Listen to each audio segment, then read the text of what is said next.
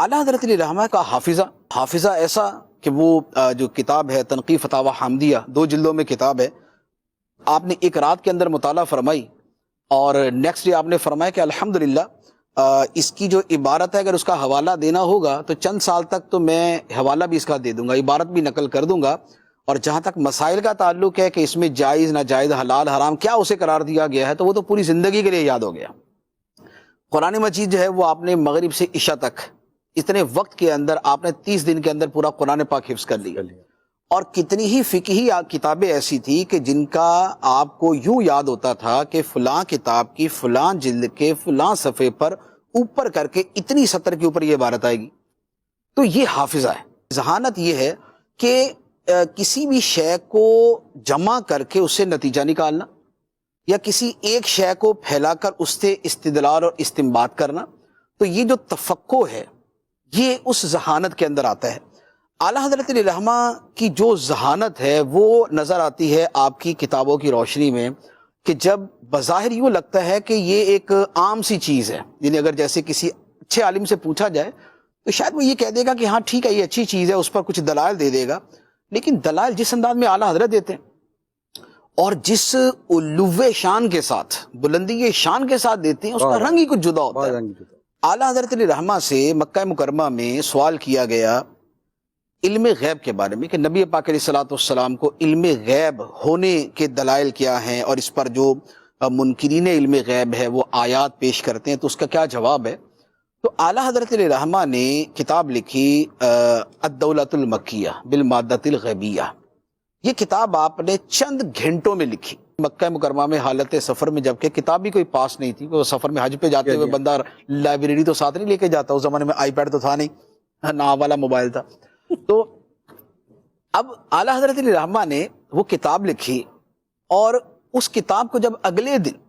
جو گورنر مکہ تھا اس کے سامنے پڑھ کے سنایا گیا، تو اس نے اس گورنر مکہ جو ہے اس نے کہا کہ سبحان اللہ، خدا اپنے نبی کو عطا کرتا ہے، لوگ انکار کرتے ہیں، یعنی خدا علم غیب عطا کرتا ہے، لوگ انکار کرتے ہیں۔ اچھا، اور جو علماء جنہوں نے وہ سنا، بڑے بڑے علماء کہ جو کوئی شافعی جو ہے وہ فقہ کا بہت بڑا عالم، کوئی حنبلی فقی نا ان کے نام ہے،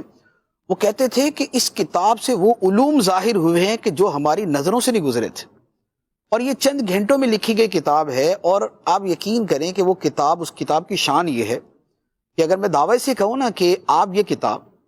100 درس نظامی سے فارغ ہونے والے تازہ جو بھی فارغ ہوئے نا درس نظامی پڑھ کے، 100 علماء کو لائن میں بٹھا دے اور سب کو ایک ایک کاپی دے دیں، اور سب سے یہ کہیں کہ ایک دن میں نہیں، ایک پورے ہفتے کے اندر پوری کتاب سمجھ کے بتا دے اس میں لکھا گیا، پوری کتاب کو سمجھ کے بیان 100 علماء نہیں کر سکیں گے۔ وہ اتنی دقت نظری پہ، اس اعلیٰ درجے کی ذہانت پہ، اس اعلیٰ درجے کے تفقع پر مشتمل ہے۔ اس ایک آیت مبارکہ جو علم غیب کی ہے، اس کی شرح میں جو منطق و فلسفہ کو قرآن کے تابع کر کے اور اس کا غلام بنا کر جو شرح و بس کے ساتھ کلام کیا ہے، اس کا جواب کوئی نہیں ہے۔ تو یہ ہے ذہانت، کہ ذہانت کے ذریعے کہاں سے کہاں تک جو ہے نا وہ دلائل کو پہنچا دیا جائے۔ اعلیٰ حضرت علیہ رحمہ کی کتاب ہے سبحان الصبح، بہت شاندار بڑی علمی کتاب ہے، اور یہ تو 100 کی ابھی میں نے بات کی تھا نا، 100 کو بٹھا کے سمجھا دیں، یہ اگر 2-4 ہزار کو بھی بٹھا کے سمجھا دیں گے یہ ان کو نہیں سمجھ آئے گی، کہ اتنی مشکل کتاب ہے علم عقائد کی، علم الکلام کی۔ اس میں اعلیٰ حضرت علیہ رحمہ نے اللہ تعالیٰ کے صدق پہ، سچ پہ، سچا ہونے پہ، اللہ کے کلام میں کذب نہیں ہو سکتا، جھوٹ نہیں ہو سکتا، جھوٹ ممکن نہیں ہے اللہ تعالیٰ کے کلام میں، اس پر وہ پوری وہ کتاب ہے۔ اور اس میں جو دلائل اعلیٰ حضرت نے دیے ہیں وہ یوں سمجھ لیں کہ دلائل بیان فرمائے، اور فرمایا کہ یہ دلائل وہ ہیں جو آج تک کے ماضی کے سارے علماء نے بیان فرمائے۔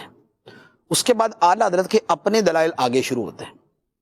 اور پھر وہ جو دلائل ہیں ان کی تعداد پچھلے 1300 سال کے علماء کے دلائل کی تعداد کے ڈبل سے بھی زیادہ ہے۔